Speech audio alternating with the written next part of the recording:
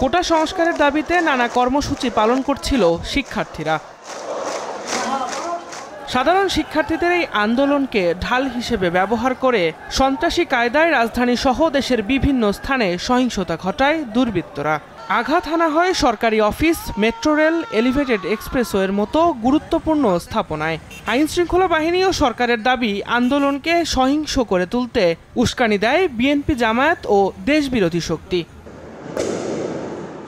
সহিংসতা, নির্বিচারে ভাঙচুর ও জ্বালাও পোড়াওয়ের ঘটনায় মামলা হয় বিভিন্ন থানায়। এরপর থেকেই আইন শৃঙ্খলা বাহিনীর অভিযানে একের পর এক গ্রেপ্তার হন বিএনপির নেতাকর্মীরা। ডজনেরও বেশি কেন্দ্রীয় নেতা সহ দেশের বিভিন্ন স্থান থেকে সহস্রাধিক নেতাকর্মীকে আটক করা হয়েছে বলে দাবি বিএনপির। 19 জুলাই জাতীয় প্রেস ক্লাব থেকে প্রথম গ্রেফতার হন বিএনপির সিনিয়র যুগ্ম মহাসচিব রুহুল কবির রিজভী। নগদের কাছে সব গ্রাহকই প্রিয়, তাই তো সারা দেশে ক্যাশ আউট চার্জ সবচেয়ে কম।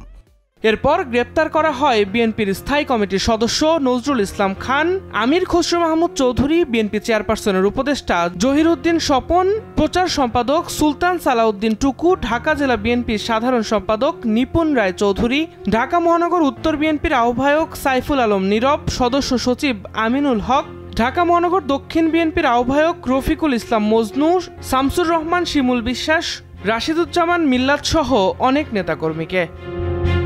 নাশকতার ঘটনায় বিএনপি নেতাদের পাশাপাশি যুগপৎ আন্দোলনের নেতারাও গ্রেপ্তার হয়েছেন বলে জানা গেছে। গ্রেপ্তার হয়েছেন গণ অধিকার পরিষদের সভাপতি নুরুল হক নূর ও 12 দলীয় জোটের নেতা এহসানুল হুদা। 24 জুলাই মধ্যরাতে গুলশানের বাসা থেকে বাংলাদেশ জাতীয় পার্টি বিজেপির চেয়ারম্যান ও সাবেক সংসদ সদস্য ব্যারিস্টার আন্দালিব রহমান পার্থকে গ্রেপ্তার করে ঢাকা মহানগর গোয়েন্দা পুলিশ। পরে বৃহস্পতিবার পার্থর 5 দিনের রিমান্ড মঞ্জুর করেন আদালত। বৃহস্পতিবার রাতে রাজধানীর এলিফ্যান্ট রোড এলাকা থেকে আটক করা হয় বিএনপির যুগ্ম মহাসচিব শহীদউদ্দিন চৌধুরী অ্যানিকে। অ্যানির বড় ভাই হ্যাপি চৌধুরীর বরাত দিয়ে এ তথ্য নিশ্চিত করেছেন বিএনপি মিডিয়া সেল। দিন মোহাম্মদ সাব্বির, সময় সংবাদ, ঢাকা।